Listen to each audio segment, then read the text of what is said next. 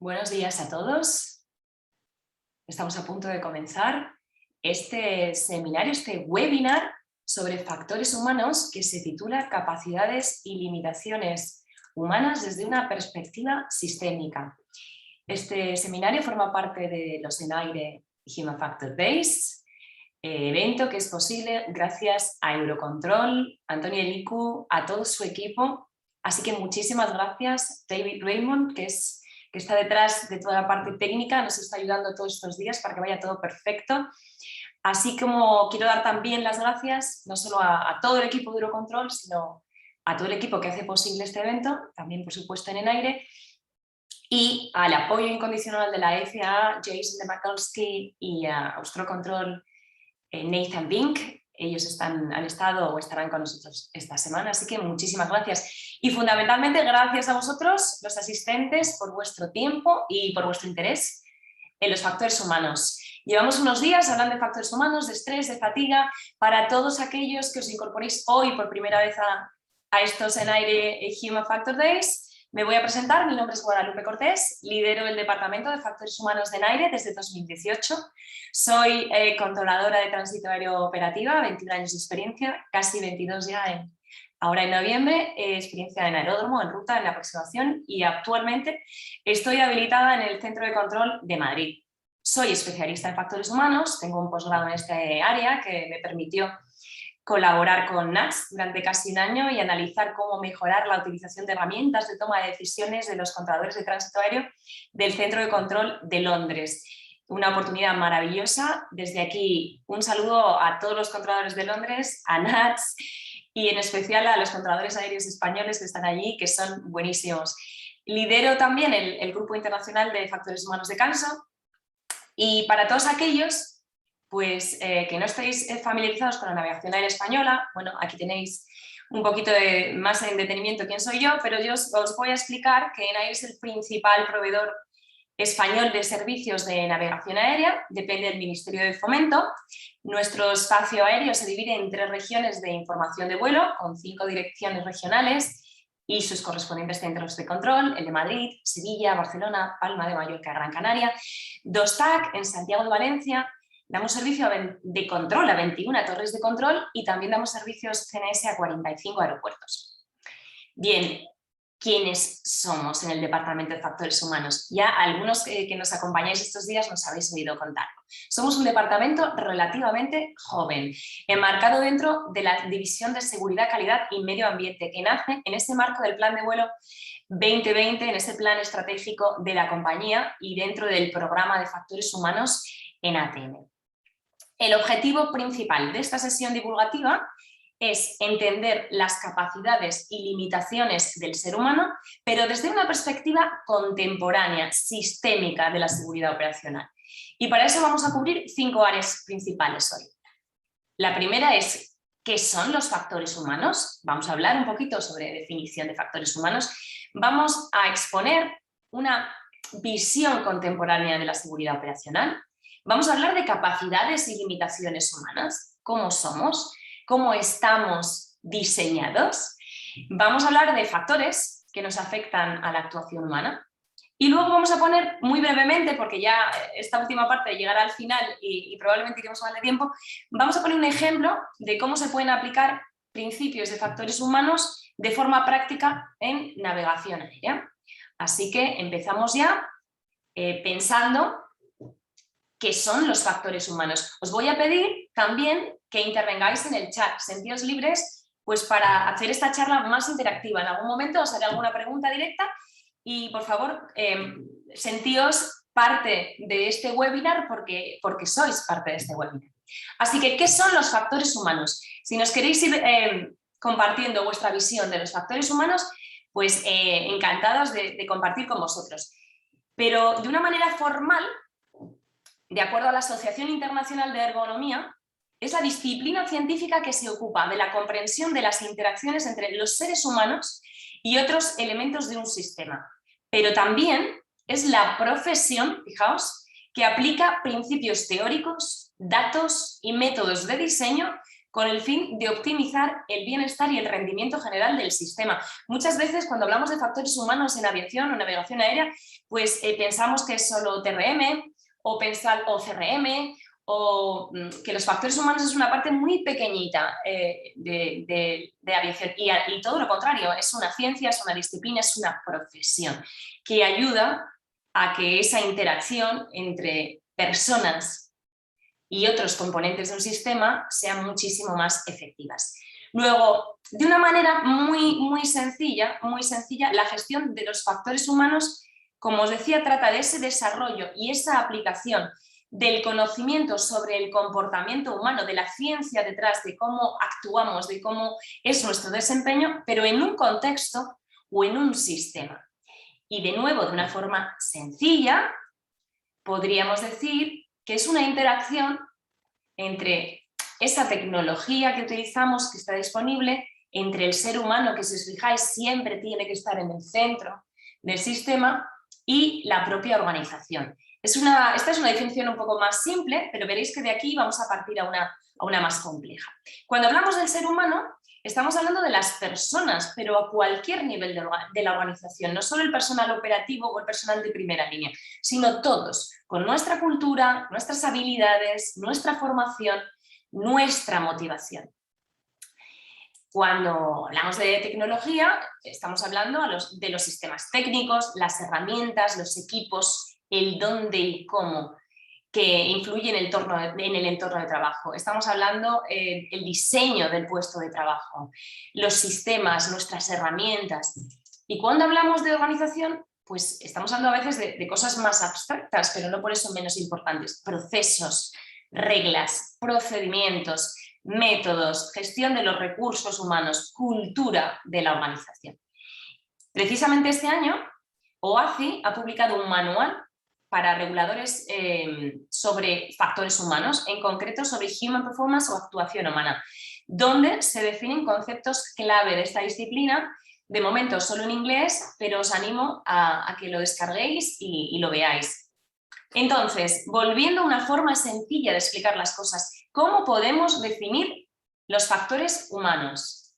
Bueno, pues los factores humanos es adaptar el trabajo a la persona, dicho en una frase. Y de forma práctica, ¿qué cuestiones vamos a tener en cuenta? Pues vamos a tener en cuenta cuestiones como el entorno de trabajo. Ya hemos hablado del diseño del puesto de trabajo, posición en el caso de los controladores de su puesto de trabajo, su entorno físico, la propia organización, cómo gestiona sus personas y sus recursos, los procedimientos, roles, responsabilidades, la formación, que es tan importante, no solo los requisitos, sino la manera de llevarla a cabo, ¿no? De planificarla, identificando si es o no efectiva. Esa gestión de equipo y la comunicación en el equipo. Y, por supuesto, el componente humano en el sistema. Hablamos de esta interacción persona-sistema o persona-máquina, como se decía más antiguamente, el propio sistema y su comportamiento técnico, su robustez, sus características. Estamos hablando de las habilidades y conocimientos del ser humano, ese comportamiento humano en interacción.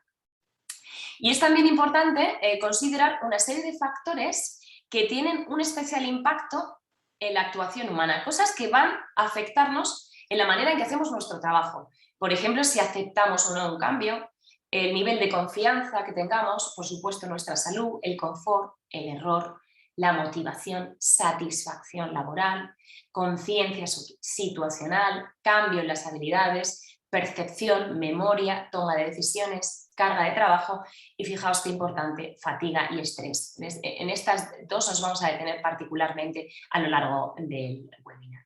Y ahora ya vamos a entrar en esta segunda parte del webinar, que es, vamos a hablar de una visión más contemporánea de la seguridad operacional. La aviación es un sistema sociotécnico de transporte. Esto quiere decir que es un sistema de gran envergadura, alta tecnología, que requiere unas interacciones muy complejas entre sus componentes humanos y tecnológicos. ¿Cómo logran sus objetivos estos sistemas? Unificando tecnología avanzada con personas. Pero aquí es muy importante destacar que el ser humano es el componente más flexible, más adaptable, más valioso del sistema aeronáutico. Por tanto, la expresión error humano como causa del error del sistema no es realmente válida, ya que en realidad supone un punto de partida para investigar dónde se produce un colapso del sistema. Desde hace varias décadas se ha presentado al error humano como la causa principal entre el 70% y el 90%, fijaos qué cifras, de los accidentes aéreos. Pero esas estadísticas realmente no explican nada en absoluto, porque todos los sistemas están compuestos por varios componentes diferentes. El humano, pero con sus distintos puestos y roles, no solo el personal operativo de primera línea. El técnico, la tecnología, sistemas informáticos.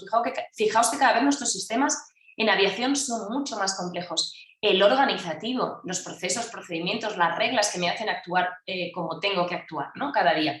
La propia estructura de la organización, la cultura de organización.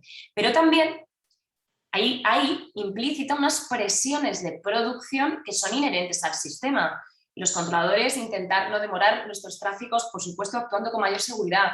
Los pilotos intentando siempre sacar, igual que todo el equipo en tierra, intentando sacar ese vuelo a tiempo, eso que es tan importante, no perder el hueco, ¿no?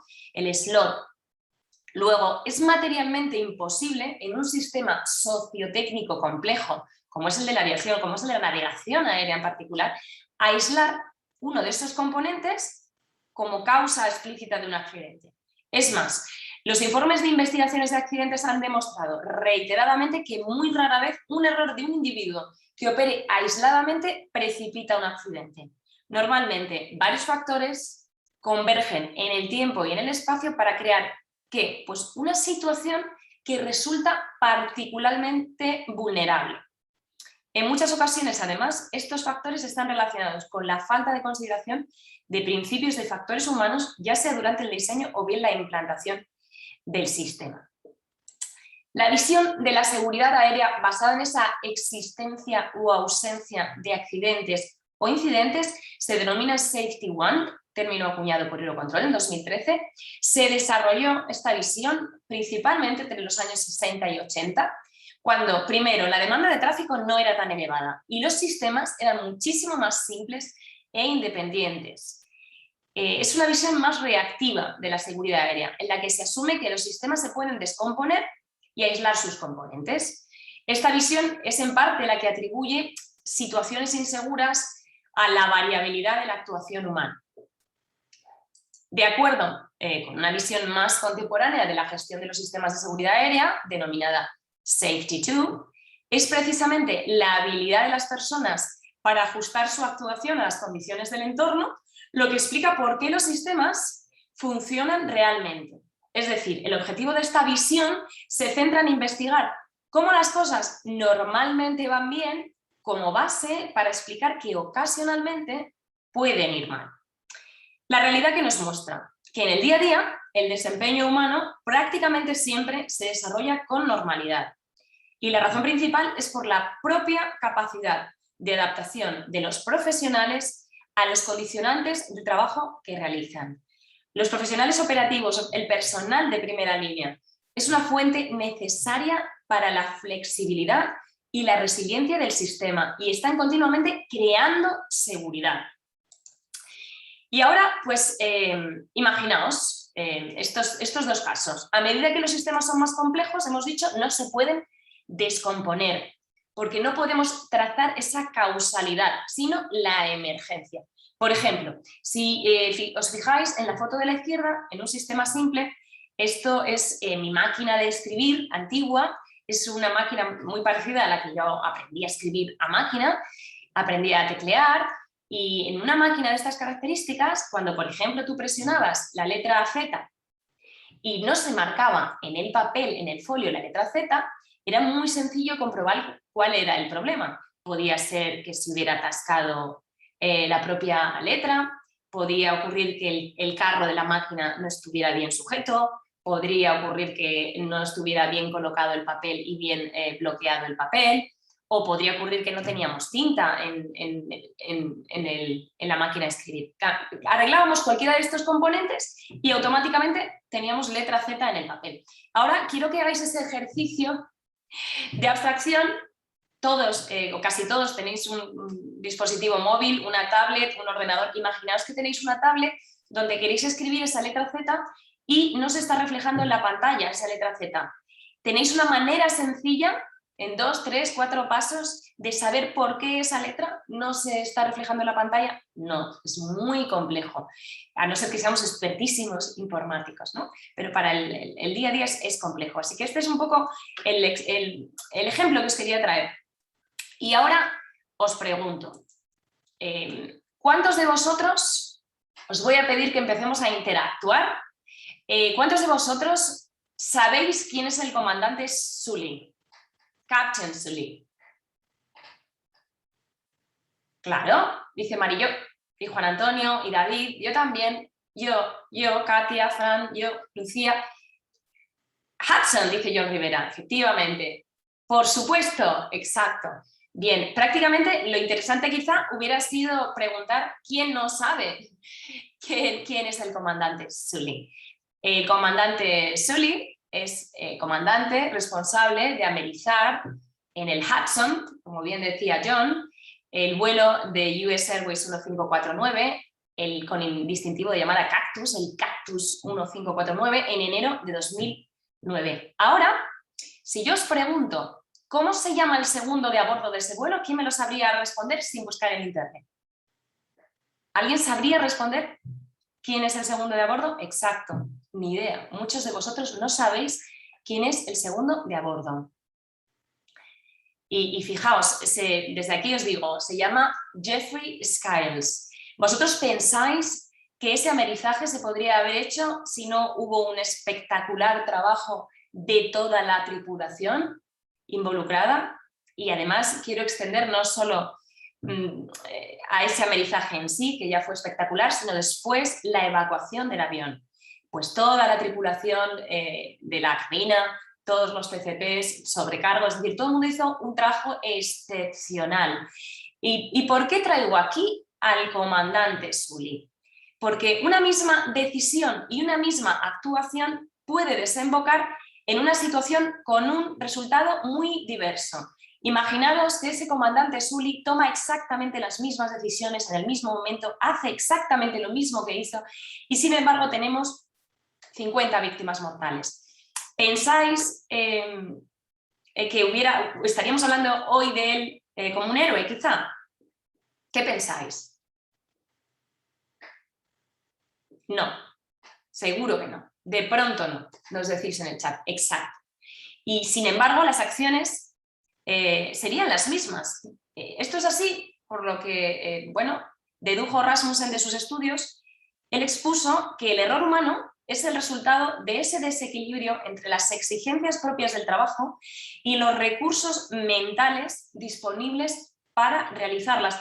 Concluyendo, fijaos qué importante esta frase, que las raíces del éxito o del fracaso objetivamente son las mismas. Sin embargo, de cara a la sociedad, pues no es así.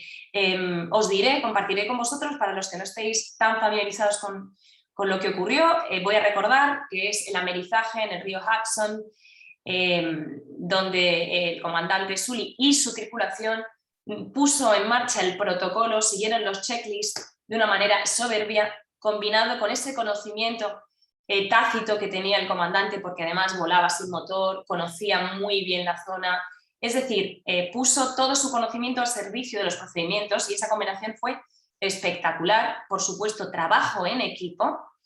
Tengo que deciros que durante la investigación no siempre fue esta tripulación considerada pues, heroica, sino todo lo contrario, se fue poniendo en duda cada una de las actuaciones que habían realizado. Os recomiendo la película que hay al respecto, que recoge muy bien esta parte de la investigación.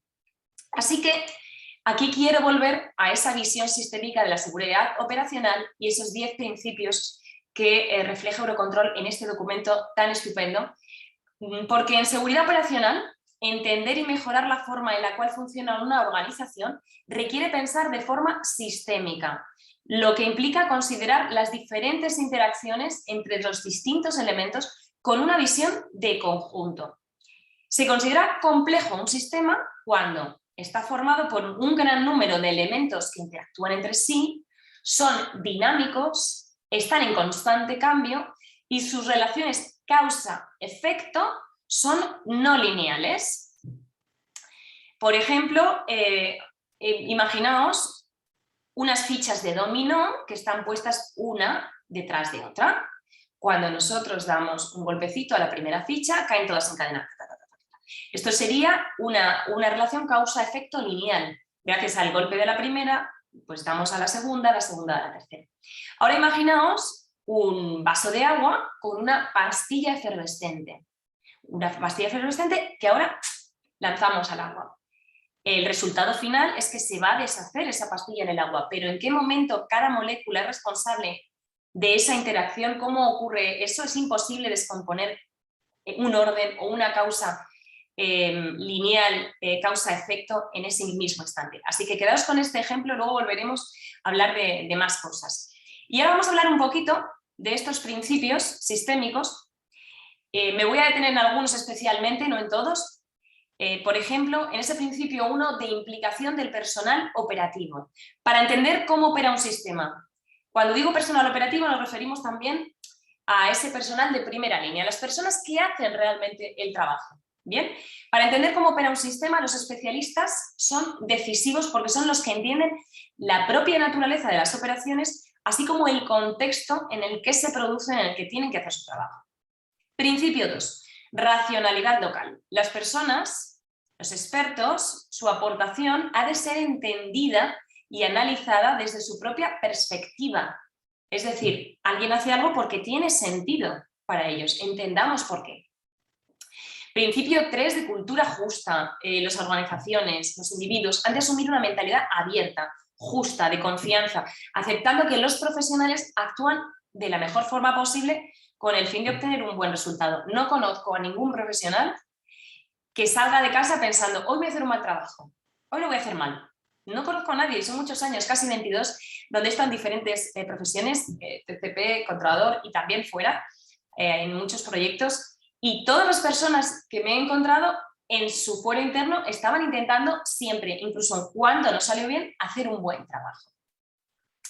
Y ahora, bueno, me quiero fijar también en este principio 7 compromisos. Para hacer frente a esos conflictos, a esa complejidad que va a surgir en el día a día, es necesario que los profesionales asuman compromisos, dilemas, para resolver esos conflictos que van a tener muchas veces objetivos contrapuestos, ser más seguro o ser más rápido, ser más eficiente. Lo ideal sería no tener que elegir, pero a veces hay que elegir qué es un poquito más y qué es un poquito menos. Así que es importante considerar cómo los profesionales realizan estas contrapartidas, estos compromisos desde su punto de vista. Y me quiero detener también en el principio 9, emergencia del sistema. En sistemas sociotécnicos, el comportamiento del sistema es a menudo emergente, como esa pastilla efervescente en el agua que hablábamos antes. No se puede reducir exclusivamente al comportamiento de cada uno de sus componentes. Lo hemos venido diciendo ya a lo largo de este webinar. Una pequeña acción puede tener grandes efectos y a menudo surgen en el sistema resultados que no son esperados o que eran difíciles de deducir a priori.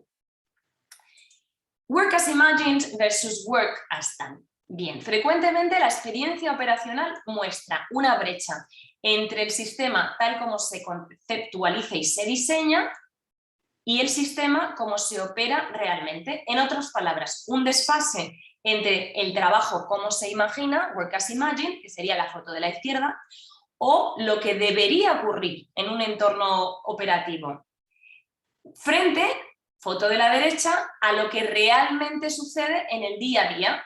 Bueno, a veces pues ocurre que un avión tiene que ir de diferente manera y probablemente pues tenga un sentido, ¿no?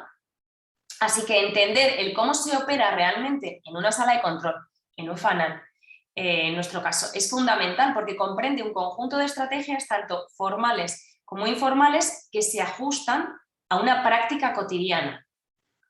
Y ahora ya vamos a entrar en este apartado 3 del webinar. Vamos a hablar de capacidades y limitaciones humanas. Y para eso vamos a empezar entendiendo cómo procesa nuestro cerebro la información.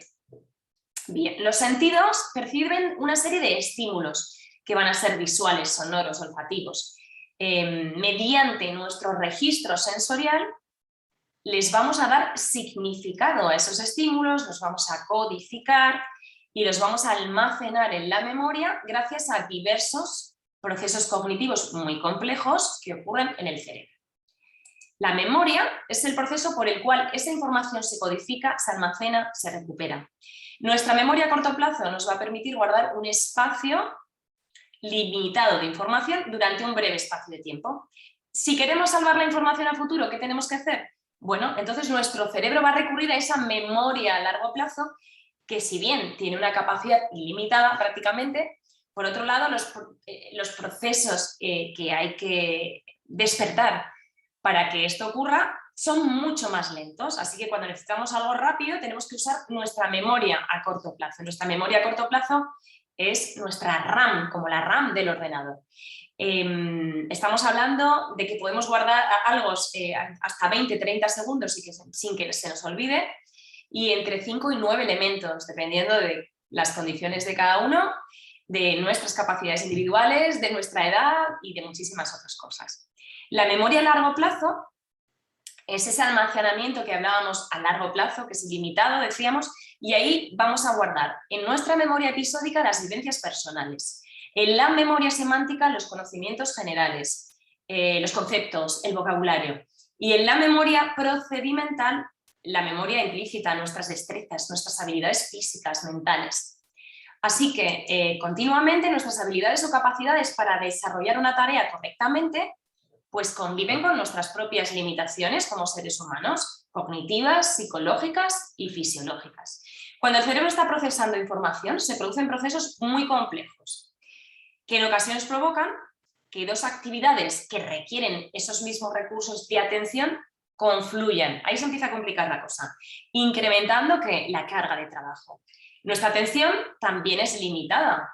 Y por eso, gracias a la formación que recibimos, nuestro proceso de aprendizaje, nuestra experiencia, vamos a conseguir almacenar múltiples patrones que nos ayudan a conformar modelos mentales o representaciones de la realidad en nuestro cerebro que funciona.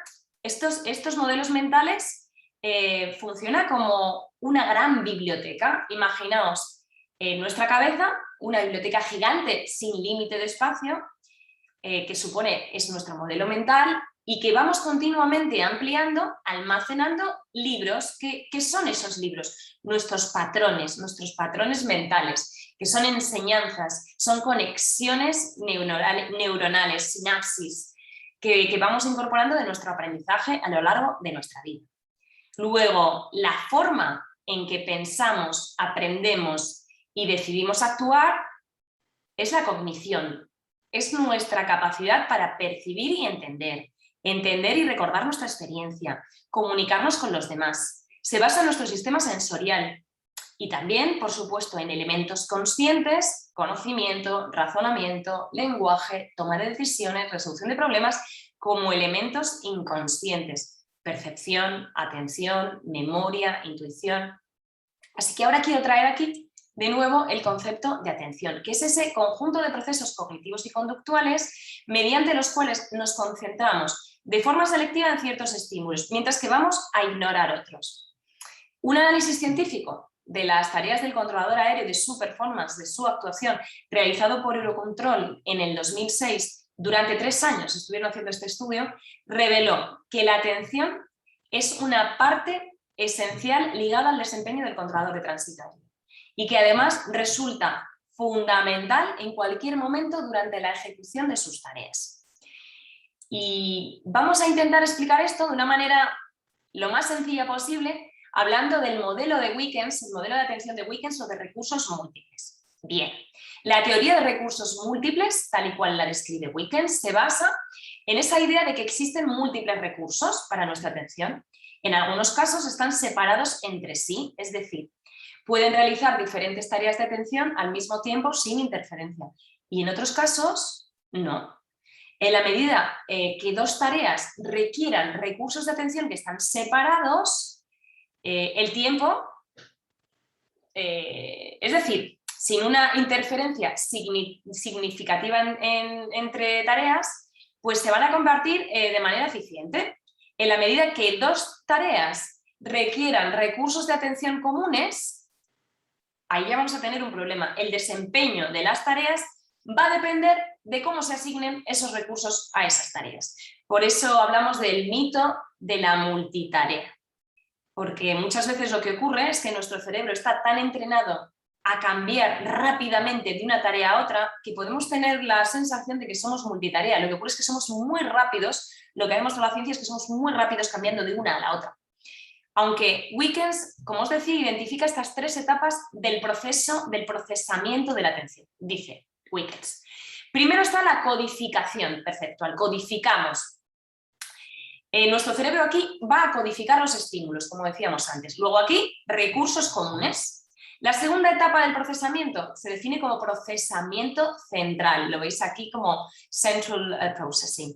Incluye tareas como toma de decisiones, operaciones de memoria. Aquí, ¿qué vamos a usar? Recursos comunes. Y la tercera etapa es la del procesamiento de respuestas para realizar bien respuestas manuales o vocales. Y aquí tenemos recursos separados. Eso explica por qué, por ejemplo, un controlador de tránsito aéreo puede estar, por un lado, pisando el pedal para hablar, por otro lado, pulsando una tecla para activar una línea caliente y al mismo tiempo puede estar hablando por frecuencia. Prácticamente lo hacemos a la vez y no lo pensamos. Igual en el caso de los pilotos, pueden estar perfectamente manejando los mandos, ya sea más a la antigua usanza, los cuernos o en los sistemas de Airbus con sus sistemas de vuelo a bordo, y al mismo tiempo pueden estar hablando. Sería un ejemplo. Y de nuevo quiero volver a la atención porque hay factores externos que van a determinar nuestro nivel de atención. Por ejemplo, la intensidad. Cuanto más intenso es un estímulo, pues más probabilidad de que les prestemos atención. A mayor tamaño del estímulo, más recursos atencionales va a traer. Los estímulos en movimiento, pues captan más la atención que los que permanecen estáticos. Pero yo me quiero fijar específicamente en la carga emocional, porque después vamos a hablar de estrés. Entonces, es importante destacar que tanto los estímulos positivos como los negativos atraen la atención en mayor medida que los neutros. Del mismo modo, hay factores internos de cada individuo que van a determinar nuestro nivel de atención. Fijaos de nuevo el poder de las emociones. Los estados de ánimo positivos contribuyen a focalizar los recursos atencionales, pero los estados emocionales negativos van a dificultar nuestra concentración. Qué importante es tener personal operativo feliz y contento, controladores contentos, pilotos contentos, mecánicos contentos, técnicos de mantenimiento contentos, nuestros ATSEPs, nuestros ingenieros que tienen una labor tan importante en la navegación aérea. Fijaos el impacto. Bien, pensemos en un controlador de tránsito aéreo cualquiera. Este de la foto no es cualquiera, es Javi Molina, es un gran controlador del Centro de Control de Canarias, de la región Canarias, excelente persona, así que desde aquí aprovecho a saludar a todos nuestros controladores de Canarias que están hoy con nosotros. Bueno, pues pensemos en Javi Molina, que está en su pantalla percibiendo estímulos diversos, la posición de los tráficos en la pantalla radar, sus diversos colores, las coordinaciones voz de otros controladores, las solicitudes de pilotos por radio. Y Javi tiene que ser capaz, mediante la atención, de generar, seleccionar, dirigir y mantener un nivel de activación adecuado. Y prácticamente esto va a ser inconsciente. No necesariamente siempre se puede controlar. De acuerdo a ese nivel de activación, así va a ser el rendimiento del controlador. Pero es importante destacar que hay una franja óptima. Imaginaos una franja así, de activación, en la que vamos a actuar, vamos a trabajar, vamos a hacer nuestro trabajo fenomenal, de la mejor manera posible. Esa franja de activación está relacionada también con la carga de trabajo. Imaginaos que tenemos muchísimos aviones y estamos teniendo que hacer un esfuerzo saliendo de esa franja óptima de activación. En ese caso, nuestro rendimiento se va a ver perjudicado, incluso vamos a poder fatigarnos. Y esto lo entendemos casi todos los profesionales operativos, está claro, no hay ninguna duda. Cuando tengo más carga de trabajo de la cuenta, me agoto, paso de mi franja óptima, ya no estoy tan suelto o suelta, ¿no? Y estoy pasando un poco más de apuro. Bien, pero es importante señalar que hablábamos de una franja, la franja existe por arriba, si hay exceso de activación, pero la franja también existe por defecto. Es decir, si no tengo suficientes aviones en frecuencia en mi sector, si estoy haciendo labores rutinarias, puede ocurrir que mi nivel de activación no llegue a esa franja, no llegue a ese nivel idóneo y vaya también a tener un impacto en mi performance, en mi actuación, en mi fatiga. Atentos que hay una fatiga ocasionada por poca carga de trabajo y esto es muy interesante. Así que hablábamos de que por encima o por debajo de esta franja va a haber una repercusión de forma negativa en el resultado de la tarea.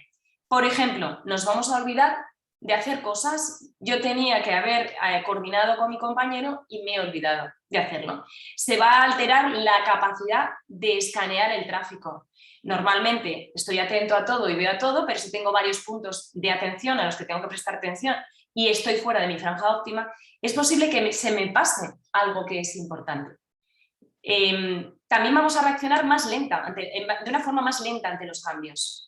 Normalmente yo, que soy una polvorilla y que ya me veis cómo hablo y controlo igual, pues en un momento dado, si estamos saturados, pues vamos a ir más lentos porque tenemos más cosas que asimilar. Acordaros que tenemos que generar, seleccionar, distribuir nuestros recursos. Vamos a tener una mayor dificultad para tomar decisiones, incluso nos podemos llegar a bloquear. Alguna vez pues habréis visto, os ha podido pasar a vosotros, a un compañero que en un momento determinado os ha costado tomar una decisión o no habéis sido capaces de seguir, ya habéis pedido un relevo, ¿no? Se puede dar también una incapacidad para evaluar el riesgo o para asignar prioridades. Algo que normalmente tengo claro que puedo o no puedo hacer en un determinado momento, con unas circunstancias excepcionales, donde estoy fuera de mi franja de activación, donde tengo muchos estímulos a los que prestar atención, pues puede ocurrir que algo me parezca sencillo o todo lo contrario, que me parezca muy difícil de hacer cuando es algo que hago normalmente sin dificultad, ¿no? Por ejemplo, pues decidir cuándo puedo cruzar los tráficos de nivel o estoy pensando cuando una situación consideramos pues que dos tráficos están separados cuando a lo mejor puede que no lo estén, en fin, situaciones de este tipo.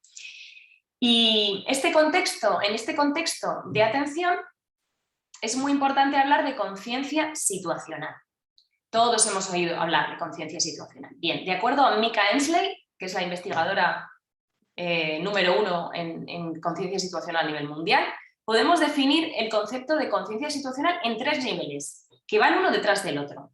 El nivel 1, el primero, percibimos una serie de elementos del entorno en tiempo y espacio, no están aislados, en tiempo y espacio. ¿Qué quiere decir esto? Es reconocer lo que ocurre. El nivel 2, cuando ya reconozco, percibo y ya reconozco lo que ocurre, comprendo la situación en contexto, ¿sí? Y cuando además de percibir los elementos en el entorno en tiempo, espacio, es decir, reconozco lo que ocurre y comprendo lo que implica esa situación en el contexto en el que estoy trabajando, consigo proyectar esa situación en un futuro cercano, es decir, sé lo que va a pasar, tanto si hago una cosa como si no la hago, ya sé dónde me puedo meter en problemas o incluso si va a ir todo bien, ya sé que va a funcionar. De una forma práctica, a este concepto lo asociamos los controladores informalmente a ver el tráfico. Esto lo habréis escuchado muchas veces. Ve el tráfico, no veo el tráfico, lo tengo. ¿Qué quiere decir? Lo veo. O voy por delante del tráfico. Hay que ir, nos dicen muchas veces los instructores, hay que ir por delante del tráfico. Se refiere a todo esto, a percibir, a comprender y a proyectar para poder actuar. Cuando nos distraemos, y por eso quería hablar de conciencia situacional, imaginaros que estamos en plena situación que requiere muchos recursos porque es compleja, estamos trabajando a tope y de repente alguien nos distrae con la mejor voluntad, intentando ayudar, trayendo información nueva, queriendo coordinar algo. Si nos distraemos de una manera, digamos, importante, podemos llegar a tardar hasta 20 minutos, dependiendo de cada persona, de nuestra formación, de nuevo, de nuestras características, en volver a entrar en un nivel alto de concentración. Es decir, claro que podemos volver a la tarea, pero igual hemos perdido, hemos dejado de seguir esa situación, de percibir, de comprender y de proyectar, y tenemos que recomponernos. Tan importante es la labor, en el caso de los controladores, de los planificadores, controladores ejecutivos. Por esto, entre otras muchísimas cosas. Cuando alcanzamos un nivel alto de concentración, podemos llegar a entrar en lo que llamamos un estado de flujo, es decir, dominamos la tarea, la actividad es gratificante, el estado de consciencia es casi automático, nos estamos divirtiendo, nos gusta lo que hacemos, no, porque no nos requiere esfuerzo, lo estamos haciendo bien. ¿Qué requiere entrar en estado de flujo? Ser experto en algo. Para poder entrar en estado de flujo tienes que ser experto en la tarea que estás haciendo. Por ejemplo, estoy pensando en músicos, cuando un pianista se pone a tocar, entra en estado de flujo. Los runners, cuando os vais a correr, cualquiera de vosotros que tenéis esa costumbre de ir a correr y os vais a correr muchas horas y ya estáis acostumbrados a hacerlo con asiduidad, entráis en un momento en el que ni siquiera os pesa el cuerpo. Pero también puede ser haciendo nuestro trabajo. Yo siempre me acuerdo de mis controladores, mis compañeros del Centro de Control de Barcelona, aproximación final, ese sector tan complejo donde cuando todo el mundo está muy, muy sincronizado en la misma tarea, en el mismo momento, se siente bien y las circunstancias, la situación del contexto lo permite, se hace un trabajo excepcional metiendo en pista única 38, 40 prácticamente aviones la hora. Y se hace con naturalidad y disfrutando incluso. Así que la siguiente pregunta que os voy a hacer es, en el chat, ¿creéis que podemos confiar en nuestros sentidos? ¿Qué pensáis? Sí, podemos confiar en nuestros sentidos. Hasta cierto punto, sí. Bien. No del todo. Con cierta cautela. Hasta cierto punto. Bien, con cierta cautela, no del todo, dice Juan Antonio. Sí. Con cautela, no todo es lo que parece, dice John, no siempre. Bien, frases como lo vi con mis propios ojos. Fijaos, qué importante es el lenguaje. Sé perfectamente lo que he escuchado. Ver para creer. Son frases muy típicas y tenemos muchísimas más. Bien, yo os voy a hacer una pregunta. Foto de la izquierda, la de Johann Carl Friedrich Zollner. Que me perdone, que seguro no lo he pronunciado bien. Os voy a hacer una pregunta. ¿Son paralelas las líneas? ¿Sí o no? No hay término medio. ¿O son o no son? ¿Qué pensáis? ¿Son paralelas? Sí, sí, sí. Sí, sí, sí, sí. Sí, sí, sí, sí, sí, sí, sí, sí. Fenomenal. Pues todos lo habéis tenido claro. También es verdad que os estoy dando pistas. A pesar de que las líneas rectas son paralelas, fijaos que pueden darnos, ahora estáis preparados y estáis esperando ver cosas, ¿no? Imaginaos que os sorprendiera esta figura y las propias diagonales pueden darnos la impresión, la ilusión óptica de que las líneas no son exactamente paralelas. Si yo os lo cuento ahora y lo miráis de nuevo, veis que alguna vez os va a dar la sensación de que las líneas no son paralelas. Vamos ahora a la imagen de Banjo Pigna. ¿Cómo describiríais la figura de la derecha? ¿Qué es esa figura? ¿Qué es para vosotros esa figura? ¿Está compuesta de qué? Contadme, rápido. Venga, círculos, unos dentro de otros, círculos, círculos, círculos cerrados, cuadrados. Exacto, todos tenéis razón, en realidad. Los círculos parece una espiral, gracias, ahí quería yo llegar, efectivamente. Los círculos están hechos con cuadrados de dos colores, si os fijáis, pero ¿qué interpreta el cerebro o qué puede interpretar? Y es lo más normal que ocurra, que estamos ante una espiral. Estamos ante una espiral, sin embargo, no hay una espiral, es solo la sensación. Si miramos los círculos uno a uno, vemos que son círculos concéntricos. Si miramos la figura entera, nos da la sensación, la percepción, la ilusión óptica de que estamos ante una espiral. Vamos a ver ahora la figura de la izquierda. En la figura de la izquierda, necesito saber para vosotros cuál de las dos es mayor, alfa o bravo, y solo hay una posible respuesta. Son iguales, dice Lucía. Bravo. Iguales, iguales, bravo.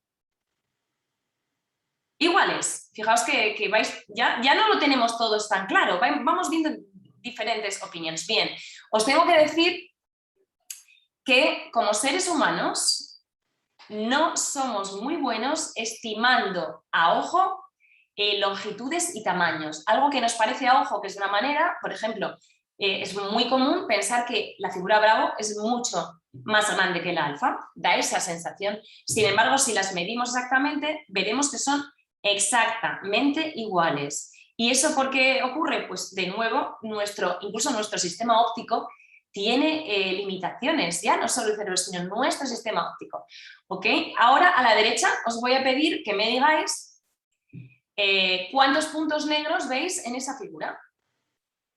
Aproximadamente. No hace falta que me digáis un número exacto, no es un examen. Ninguno, dice Juan Antonio. Él no ve. Nadie ve ninguno. 0. ¿Estáis seguros que no lo veis? Porque lo que yo estoy segura es que no hay ninguno negro, pero ¿estáis seguros que cuando miráis a esa figura no veis puntos negros y blancos? Porque es... Entonces a lo mejor tendréis que ir al oculista porque es la ilusión óptica de la cuadrícula centelleante. Así cuando miréis debéis ver, como dice muy bien Joshua, es la unión entre el cuadrado negro y el punto blanco, efectivamente. No hay puntos negros, pero lo natural es que nuestro ojo perciba ese engaño como si hubiera puntos negros y blancos que cambian de lugar. Así que si no lo veis, por favor, id al médico, que deberéis al menos tener esa ilusión en algún momento, esa ilusión óptica. Bien, y ahora la última. Os voy a poner esta última. Y os voy a preguntar si esta figura está parada o en movimiento. Y aquí tampoco hay término medio. O la veis parada o la veis en movimiento. Movimiento, dice Isabel. ¿Se mueve? Parada. Parece que se mueve. ¿Se mueve? Bien. Fijaos que esta figura la ha diseñado un psicólogo basándose en los patrones de colores que imitan el tipo de información que recibimos cuando vemos un objeto en movimiento. Esta ilusión, que es una ilusión, afecta a la visión periférica. Es decir, ahora os voy a pedir a todos que os fijéis solamente en un círculo, en uno. Por ejemplo, el de arriba a la izquierda. Si os fijáis solo en uno, entonces vais a ver que no se mueve. Cuando os fijáis en el conjunto, por esta característica de la visión periférica, vais a tener esa ilusión de que toda la figura se mueve como si diera vueltas en su eje. Así que veis, no siempre nos vamos a poder fiar de nuestros sentidos, pero sin embargo, esto que nos ha pasado hoy ocurre también en parte por nuestra intuición. Esta intuición consiste en la capacidad de adquirir conocimientos sin el uso de la razón. Por ejemplo, vamos a tomar decisiones de forma intuitiva, basándonos en ¿qué? En nuestra experiencia y conocimiento y sobre todo cuando tenemos que responder de una forma rápida. ¿Y por qué esto es posible? Bien, nos dice Daniel Kahneman que nuestro pensamiento funciona gracias a dos sistemas. Fijaos que ganó el Nobel, entre otras cosas, por enfocar todo esto así, ¿no? Tenemos un sistema 1, que es rápido, automático, emocional, que es el que tiene esa función de generar las intuiciones. Eso que nos dice, como antes, ¿no? A primera vista, se mueve, no se mueve, es igual, no es igual, hay puntos, no hay puntos, en base a lo que estamos acostumbrados a ver, en base a nuestra biblioteca también del cerebro. ¿Para qué generamos intuiciones? Para desempeñar tareas básicas del día a día. Asociamos esa nueva información con patrones que ya tenemos en nuestra mente. Luego vamos a desarrollar conclusiones de forma automática usando el sistema 1. Y luego tenemos un sistema 2 que es lento, lógico, calculador, que requiere un mayor esfuerzo por parte del sujeto y una mayor concentración que nos permite tomar decisiones complejas y emitir esas respuestas conscientes, deliberadas, meditadas. Y esto va ligado a este modelo SRK de Rasmussen.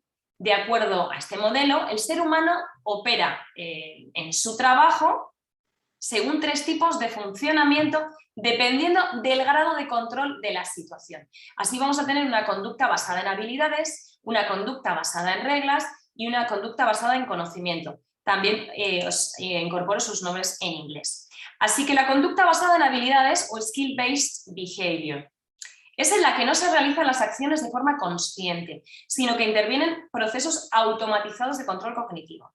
Se trabaja en esta zona cuando la tarea es muy conocida, rutinaria, cuando no es preciso pensar en lo que se está haciendo. Por ejemplo, cuando estamos conduciendo un coche, no pensamos si estamos pisando el embrague, si estamos pisando el freno, lo hacemos automáticamente, hemos aprendido a automatizar esa serie de tareas. Lo mismo, yo hablaba antes de los controladores, cuando pisamos el pedal para hablar. Cada vez que vamos a hablar en frecuencia, la mayoría, puede haber algún otro sistema que sea a través de teléfono, pero la mayoría pisa un pedal para hablar. Ni siquiera te das cuenta que lo estás haciendo, es automatizado. Cuando montamos en bici, al principio nos costó aprender, pero una vez que lo hacemos no pensamos en cada una de las pedaladas que damos, es automático.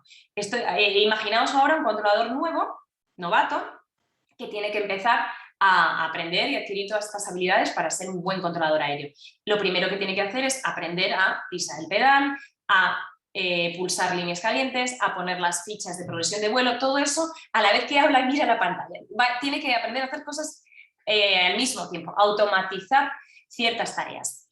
La segunda conducta, en orden, en este controlador nuevo, novato, que llega a un centro de control, por ejemplo, y tiene que aprender, lo siguiente que va a hacer es aprenderse sus reglas, conducta basada en reglas o rule-based behavior. Ahí ya intervienen procesos conscientes de toma de decisiones para seleccionar reglas a aplicar en una situación. En nuestro caso serían los procedimientos operativos, los procedimientos estándar. Se asocia a situaciones conocidas en las que vamos a aplicar una regla de nuestra biblioteca de reglas. Bien, por ejemplo, pues cuando nos sentamos en frecuencia vamos a aplicar los procedimientos de nuestro sector. Es más, cuando alguien es muy nuevo o está recién habilitado, aunque ya tenga una cierta experiencia, normalmente siempre va a cumplir las reglas a rajatabla. ¿Por qué? No está mal cumplir los procedimientos operativos, porque todavía no tienen conocimiento para salirse de ahí, es decir, manejando los procedimientos operativos, las reglas, está en su zona de confort, sabe que ahí maneja la situación, aunque no siempre es así, porque no todas las situaciones son susceptibles de ser procedimentadas. Puede haber situaciones donde los procedimientos no apliquen.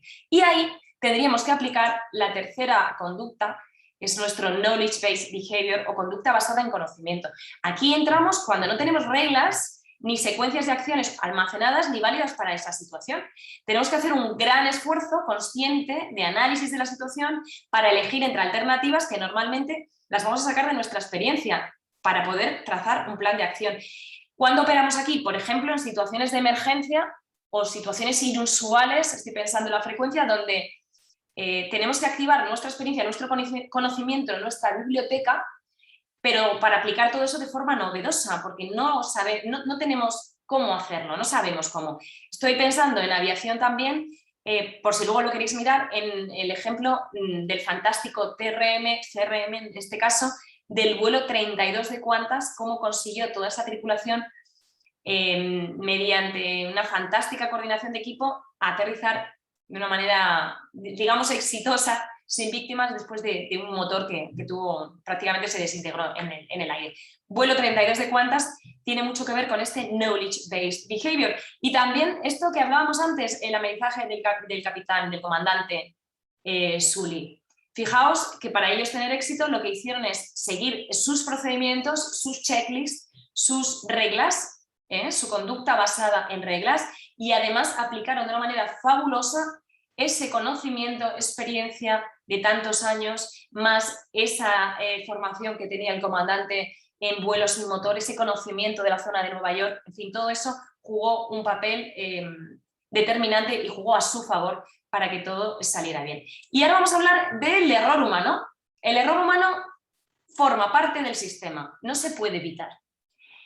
Es intrínseco al ser humano, nos vamos a equivocar.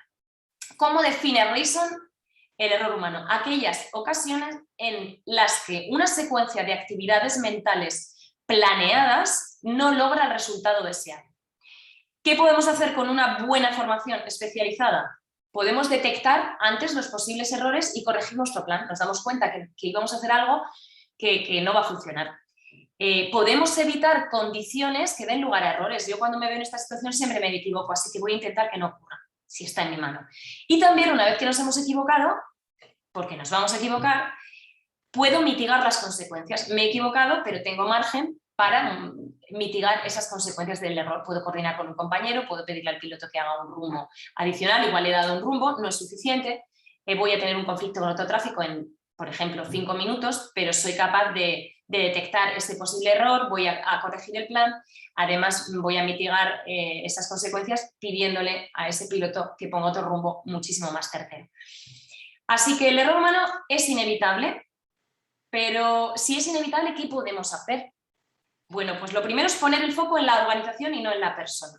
Desde un punto de vista sistémico, podemos identificar aquellos contextos operacionales y condiciones que son más favorables al error. Por ejemplo, con una formación de calidad, pues vamos a aprender a nosotros a detectar, evitar, mitigar. Pero, por ejemplo, también diseñando un espacio aéreo sin puntos calientes. Si no hay puntos donde puedo tener problemas, pues es más fácil que no caiga en un error, ¿no? Podemos también regular el tráfico aéreo, en el caso de los controladores, para tener una carga de trabajo adecuada, porque si pongo el sistema al límite, fuerzo a estar el ser humano al límite, lo saco de su franja óptima y puedo tener problemas como sistema.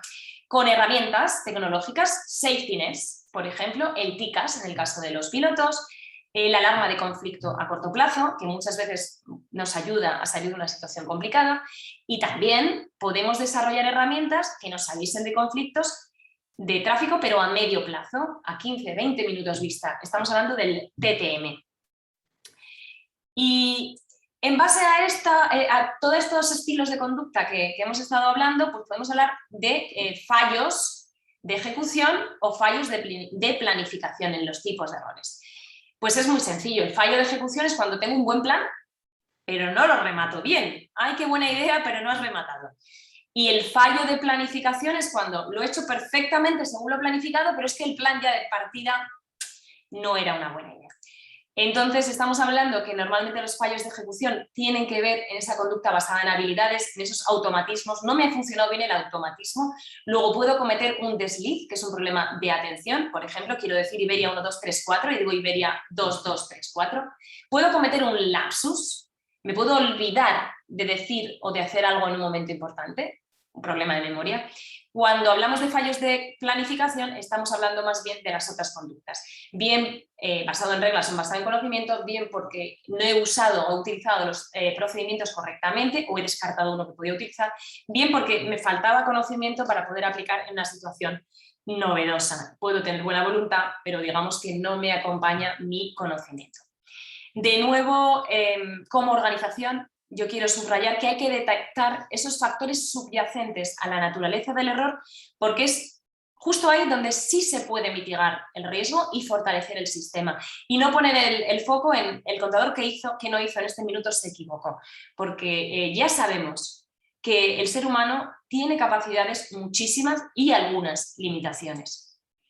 ¿Qué factores afectan la actuación humana? Bien, quiero volver a recordar aquellos que decíamos al principio: aceptación, confianza, salud, confort, error. ¿Os acordáis? Motivación, en fin. Donde hablábamos también de fatiga y estrés. Pero desde un punto de vista de cómo funciona nuestro cerebro, hay algunos otros mecanismos típicos que son interesantes, que nos pueden traer problemas, que puede explicar qué pudo salir mal en estos trabajos típicos críticos para la seguridad.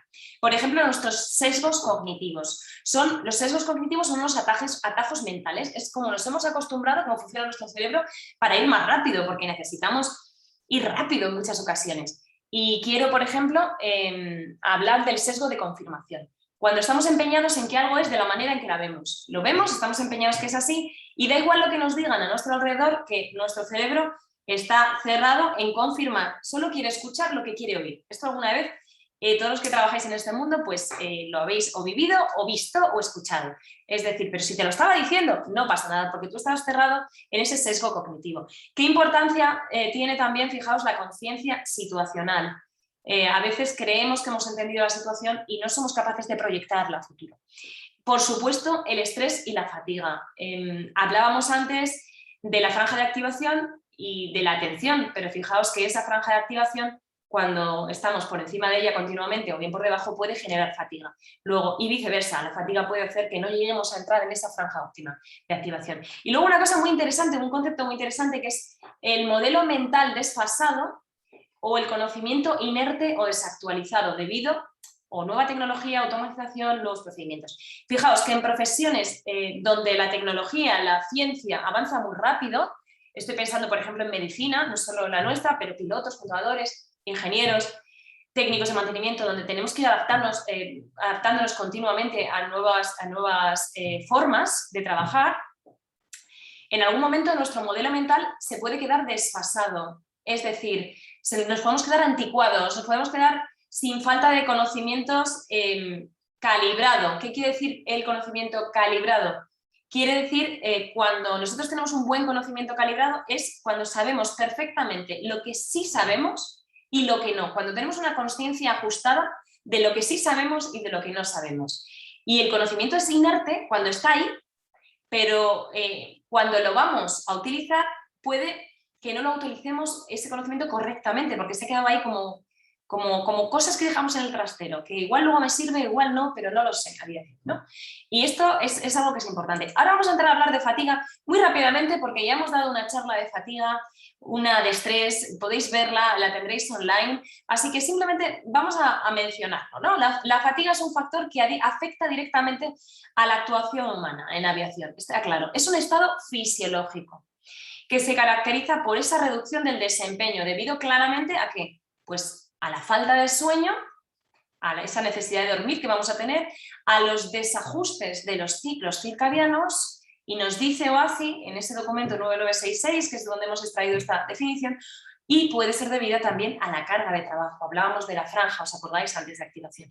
En control aéreo en concreto, a mayor fatiga, menor precisión visual y mayor deterioro de las capacidades cognitivas y de vigilancia. De nuevo, veis la importancia de la atención, de la fatiga en relación al escaneo y la vigilancia. Bueno, los tipos de fatiga yo creo que estáis todos familiarizados. La postural, cuando tiene que ver más bien con cómo nos sentamos, cómo trabajamos. La visual, sobre todo en personas que tienen que trabajar con pantallas, controladores radar, técnicos, pilotos.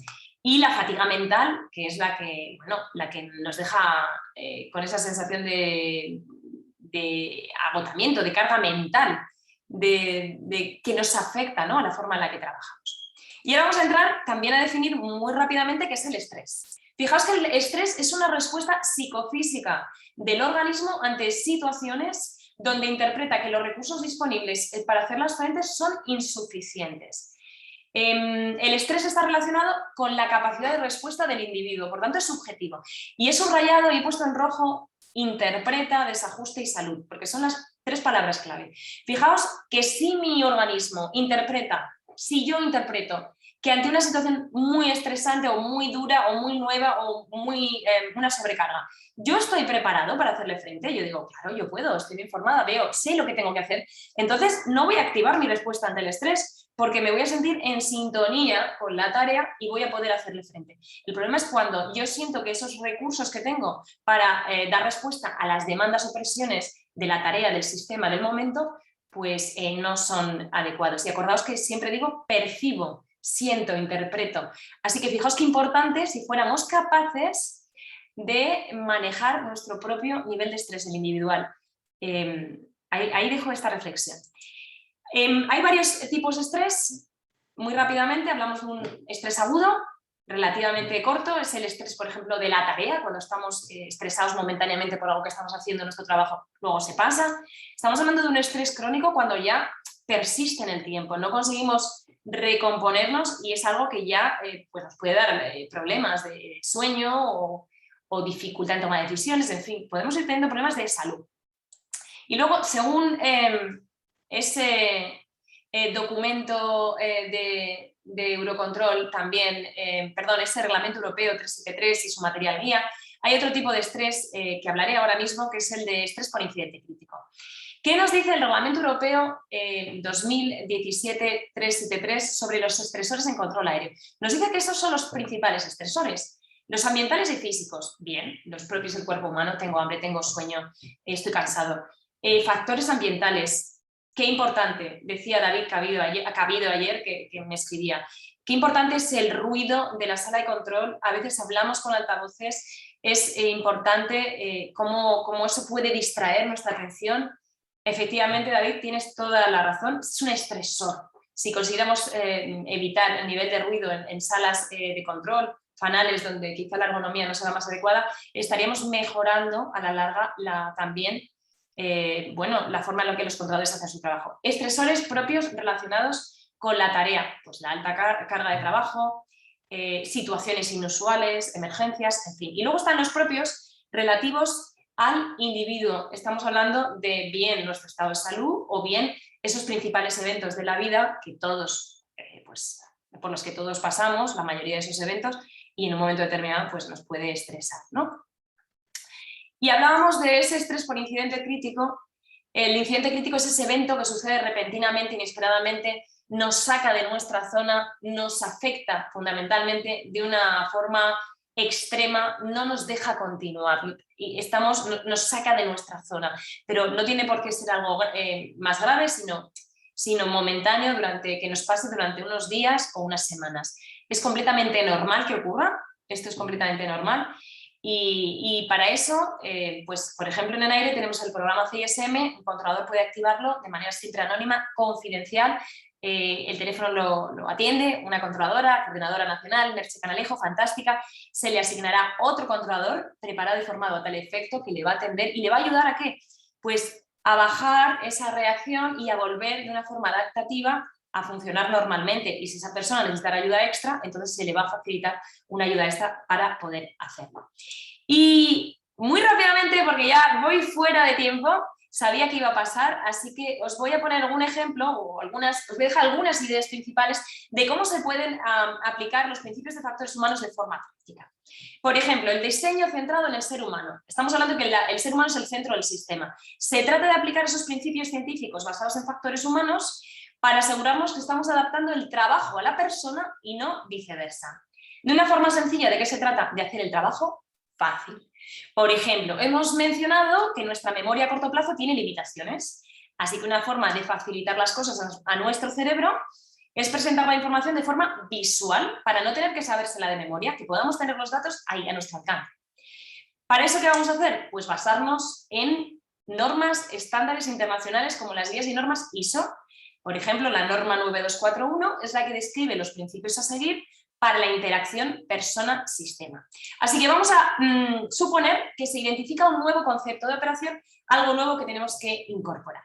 Entonces, ¿qué vamos a hacer? Vamos a identificar esos requisitos de diseño. Aquí me quiero acordar de un equipo fantástico que tenemos en Enaire, el equipo de controladores ITEC, liderados por Cristina Bárcena, que está trabajando activamente desde hace mucho tiempo. Muchos controladores han formado parte de ese equipo y lo forman.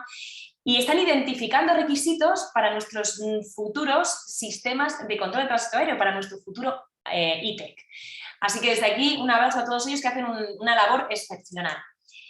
Vamos a desarrollar prototipos que hay que testar y evaluar. Y os voy a poner un ejemplo. Este es el proyecto iFocus, que es la nueva consola para los centros de control, que en Enaire se desarrolló con la consultora Ergotec, liderado el proyecto por Manuel Eras desde Enaire y Jesús Villena, fantástico ergónomo, probablemente todos lo conocéis, buscad sus escritos, buscadle a él online. Y este proyecto estuvo prácticamente en marcha, yo quiero recordar, casi 2 años, pero no me quiero equivocar. Entonces, ¿qué vamos a hacer? Primero vamos a crear maquetas tamaño 1:1 con elementos que sean fácilmente sustituibles. Fijaos, corchos y maderas. Vamos a ir probando, vamos a ir testando. Después, una vez decididas las dimensiones y elementos principales, pantallas, teclados, se van a sustituir con elementos reales sobre la maqueta de madera. Después vamos a validar ese diseño del mueble. Se van a realizar renders de alta calidad, se va a simular en realidad virtual. Y después se va a hacer una validación final de ese proyecto.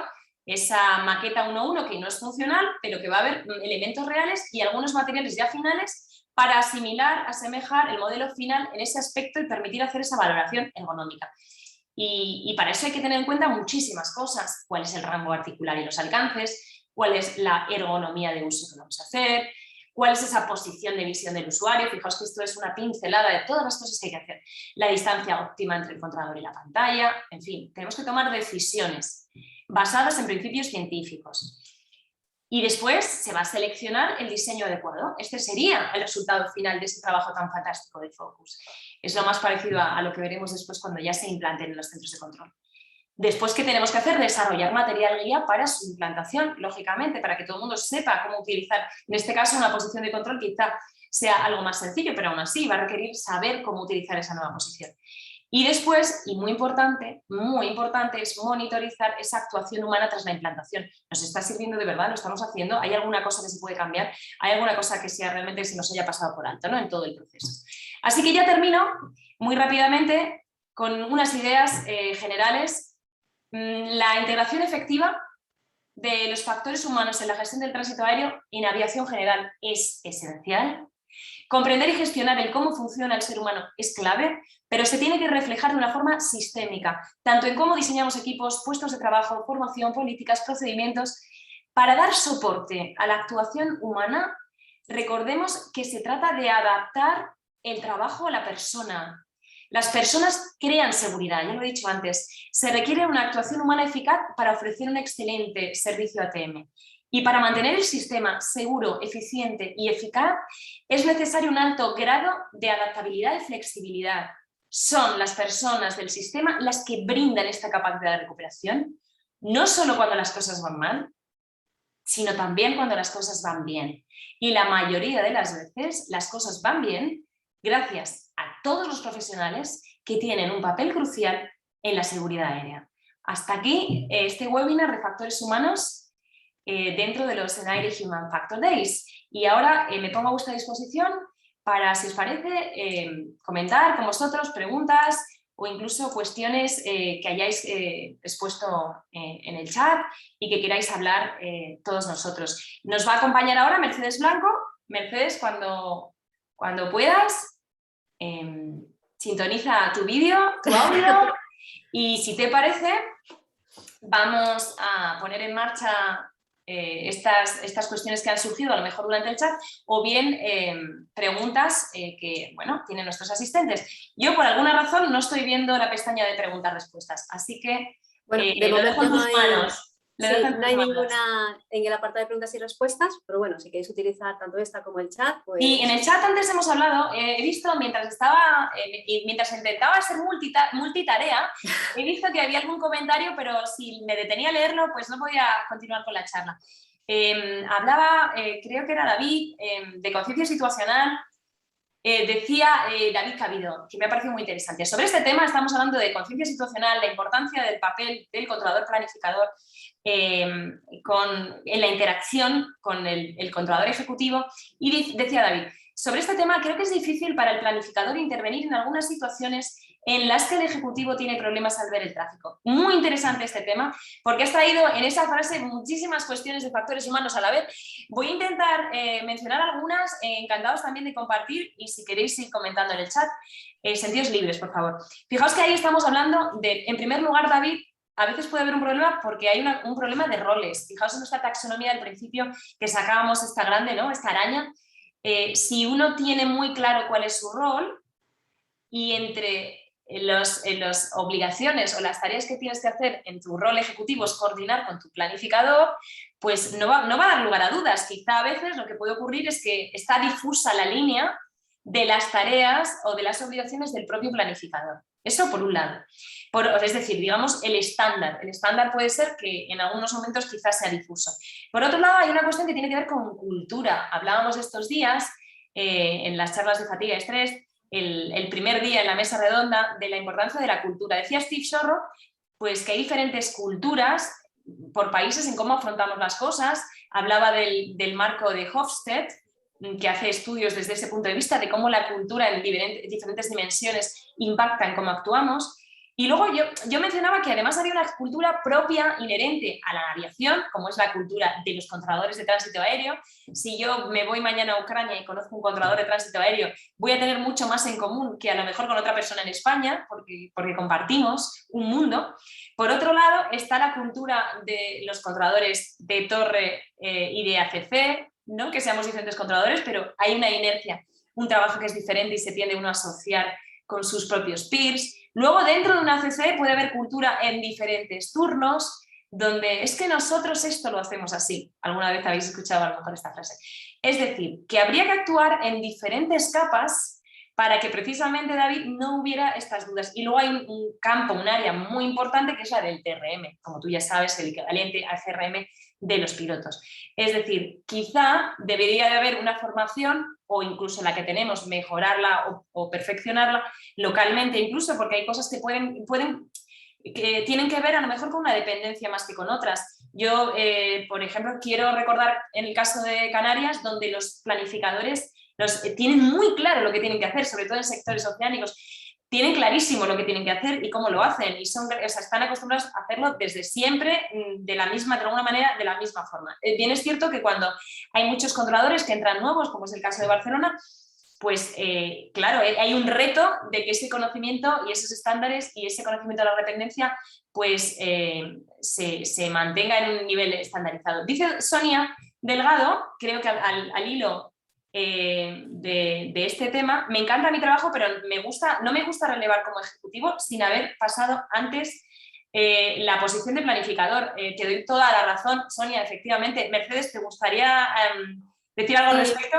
Bueno, nosotros hemos reconocido como buena práctica, efectivamente, que se trate de evitar esto que comenta Sonia, ¿no? Es muy claro que si tú antes no has tenido un espacio de tiempo para hacerte una conciencia situacional de a qué te vas a enfrentar, y ese tiempo puede ser muy bien el trabajo que desarrolla el planificador, es difícil enfrentarse al trabajo de ejecutivo. Es muchísimo mejor haber tenido un tiempo previo en el que tú ya te haces una idea de cómo están los tráficos. Entonces, efectivamente, toda la razón, sí. Nos dice uno de los participantes, R. Volpini, nos lo dice en inglés: some management would say, yes, I understand everything, but at the end, ATCO didn't or violated. Bueno, tengo que decirte, efectivamente, eso tiene que ver también, hablamos de cultura, la propia cultura de la organización, cómo de madura esté la organización al respecto de la just culture, cómo de la cultura justa, cómo entendemos el error honesto, ¿se castiga o no se castiga al controlador porque se haya equivocado? En este caso hablo de control aéreo, pero al profesional, en cualquier caso. Así que tiene que ver también la cultura de la organización, tiene que ver, o sea, los profesionales se tienen que sentir seguros y que la organización les ampara ante el error honesto. Acordémonos, la línea roja. Hay que separar el error honesto en el ejercicio de mi trabajo, en el desempeño de mis funciones, con negligencia bueno, incluso con acto ilícito. Si yo me siento con vocación de hacer el mal, pues no hay error honesto que valga, o si cometo una negligencia. Todos los profesionales tenemos esa obligación de estar ahí, aunque no somos perfectos. Y ahí estaría al final esa línea roja que marca la cultura justa, es decir, error honesto siempre en un marco. No sé si tenéis alguna... Mira, sigue comentando Volpini. Que cuando hablamos de que el 80% de los incidentes tienen que ver con el error humano, él dice, bueno, es que el 80% no es la medida. Por supuesto que no. Si tenemos en cuenta el ser humano para medir en cuanto a porcentaje, yo os diría, no, digamos el 100%, porque en todo el elemento del sistema hay personas que diseñan procedimientos, los hagan o no. Jefes que toman decisiones a gran nivel o a gran escala que tienen un impacto en el operador. El regulador o el Estado que marca unas normas que a veces son muy complicadas de cumplir, aunque haya que hacerlo. Es decir, hay muchos elementos en juego en los que interviene el ser humano, desde los gestores a muy alto nivel, a nivel intermedio, supervisores me refiero también, técnicos, pilotos, ¿no? Es decir, el ser humano está 100% en aviación, así que si queremos decir que todo es culpa nuestra, pues no vale el 70 y el 80. Tendríamos que decir el 100%. Somos culpables de todo. Quitar el ser humano del sistema y hacerlo todo automático. Ah, pero es que el ser humano nos trae la flexibilidad, la tolerancia, la capacidad de adaptación que las máquinas no siempre pueden hacer. Y así que hay por ahí, no quiero centrarme solo y exclusivamente en ese tema, pero hay muchísimos estudios referente a lo que somos los seres humanos buenos y en lo que son mejores, digamos, los ordenadores o las máquinas. Y es muy interesante hacer esa comparación. No sé si hay alguna pregunta más.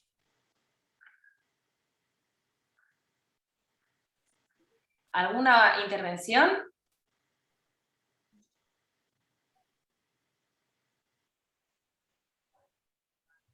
Bueno, hay una intervención muy interesante de John Rivera, donde nos hablaba antes en el chat sobre la importancia del ser humano como eje del entorno.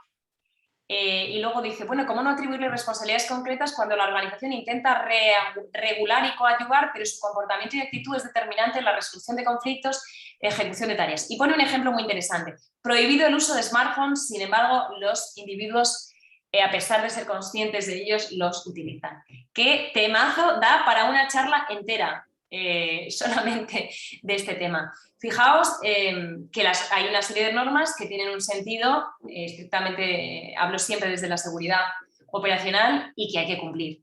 Pero el ser humano no es perfecto. Hablaba el otro día Steve Shorrock de que tenía que haber en su charla, que os animo a los que no lo hayáis visto, si habláis inglés, por favor, conectaros otro día y la veis, que el comportamiento humano, si es necesario cambiarlo, porque ocurren cosas que diríamos no son aceptables y sería necesario cambiar, una de las 3 cuestiones que tienen que ocurrir para que realmente ocurra ese comportamiento, cambio de comportamiento, es la motivación. Fijaos qué importante. Decir, no, tú esto lo haces así porque es una norma, bien, es una norma que hay que cumplir, pero sería muy interesante si consiguiéramos motivar a las personas para ser parte de ese cambio. Hablaba también Steve Shorrock, no hacer cosas para ni por los controladores, sino con los controladores. Si os acordáis, with them. Se consiguen muchos cambios de comportamiento. Si no, de la forma en la que, como decía en aquella película de Disney, Roger Rabbit, es que nos han dibujado así. No podemos actuar muchas veces de otra manera porque nos han dibujado así. Y a veces el cerebro humano siempre quiere ir por la línea más corta, buscamos atajos, es nuestra inherencia. Esto lo puedo hacer así, ¿no? Está compartiendo David Oliveros la definición de cultura justa. David, si quieres conectar tu cámara y compartirla con nosotros, eres más que bienvenido. Claro. Si quieres, si te animas, y si no, yo la voy a ir leyendo. Voy a darte 10 segundos, pues si te conectas, a lo mejor no puedes, no sé si el sistema te permite. Bueno, pues la vamos a leer, Mercedes, ¿te importa? Sí, sí, claro. Cultura justa, aquella en la que no se castiga a los operadores y demás personal de primera línea por sus acciones, omisiones o decisiones cuando sean acordes con su experiencia y capacitación, pero en la cual no se toleran la negligencia grave, las infracciones intencionadas ni los datos destructivos. Efectivamente, David, muchísimas gracias. Disculpa que te he invitado a unirte y técnicamente no era posible. Gracias por ese apunte. Es la definición exacta de ese reglamento 376, que en definitiva dice pues, aquello que decíamos de una forma sencilla. Error honesto sí, con una línea roja. Y la línea roja es esa negligencia grave, esas infracciones intencionadas, es decir, quiero hacer el mal, o actos destructivos.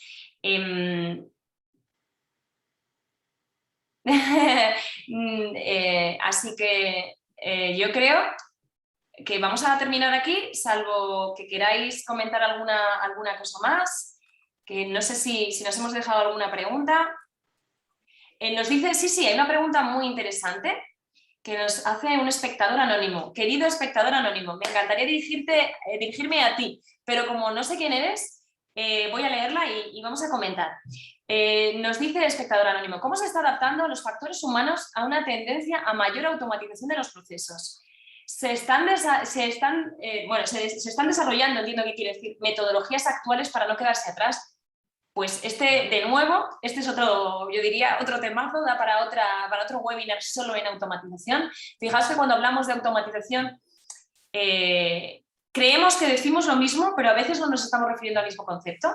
A veces hablamos de sustituir al ser humano en algunas tareas y a veces es importante simplemente discriminar qué cosas va a hacer el humano, qué cosas va a hacer la automatización, digamos la tecnología, la inteligencia artificial incluso, y cómo eso va a suponer un joint effort, cómo eso va a suponer un nuevo ente que es esa combinación tecnología-ser humano, que ya no va a poderse entender de forma separada. Si hablábamos de sistemas complejos y simples durante esta charla, fijaos que ese sería un nuevo paso, donde el ser humano y la automatización convergen para que ya el modelo mental sea compartido. Por eso os digo que complejo, interesante, un tema donde no se puede responder en 2 líneas, pero muchísimas gracias por traer aquí esta cuestión. Creo que automatización es algo de lo que deberíamos hablar en otra ocasión. Quizá el año que viene, si conseguimos repetir estos Energy Human Factor Days. Me gustaría contestar una pregunta que hay en el Claro, chat. sí, Mercedes, por favor. Sí, nos están preguntando que si se repite esta charla por la tarde. No, eso fue una cosa que hicimos excepcionalmente con fatiga y estrés ayer, así es que no os preocupéis porque las vais a tener disponibles. Entonces, cuando termine la semana de los Human Factor Days, van a estar todas disponibles para vosotros. No os preocupéis. Sí, así es, Mercedes. Es más, todos aquellos que estáis registrados vais a recibir información. Eurocontrol os va a enviar tanto el link para descargar las presentaciones, todas ellas, así como los vídeos de cada una de las intervenciones para que lo podáis ver tranquilamente en la plataforma YouTube cuando os venga mejor. Y probablemente, no estoy muy familiarizada, pero creo que se podrá reenviar y lo podréis reenviar a vuestros compañeros si consideráis que puede ser interesante alguna de esas charlas. Ayer tuvimos la diferencia de hacer fatiga y estrés como era algo quizá más basado en el mundo operacional. Por la tarde pensando en ese personal a turnos que por la mañana a lo mejor no se podía conectar y sí por la tarde, y pensando también en todos nuestros amigos de Latinoamérica. Hemos tenido muchísimos asistentes, incluso ayer, Alan, un saludo para ti otra vez si estás con nosotros o luego nos ves, que se levantó ayer a las 3 de la mañana, Alan de Ruano, de El Salvador, para conectarse con nosotros. Así que muchísimas gracias a todos aquellos que habéis hecho ese esfuerzo, ese madrugón para estar en el horario de Madrid a las 10 de la mañana. Y yo creo, John Rivera también está súper madrugando. Gracias, John Rivera, muchísimas gracias. Gracias a todos. No sé, quiero volver a dar una vuelta al chat. No me gustaría dejar nada sin contestar. Por favor, si nos hemos pasado algo por alto, es el momento. Escribirnos tanto en el chat como en las preguntas y retomaremos esa última pregunta o esa última cuestión. Y si no tenemos ninguna interacción persona-sistema, pues entonces de nuevo daros a todos las gracias, dar por finalizado este webinar e invitaros, no olvidéis que mañana tenemos a Eurocontrol, Daniel Abram, fantástico, que es un gran experto de Tokai. Para todos aquellos que estéis interesados en Tokai y uséis esa herramienta, la vais a usar en el futuro. Nos va a dar unas pistas muy, muy importantes de cómo funciona y podemos incluso plantearles dudas a Daniel.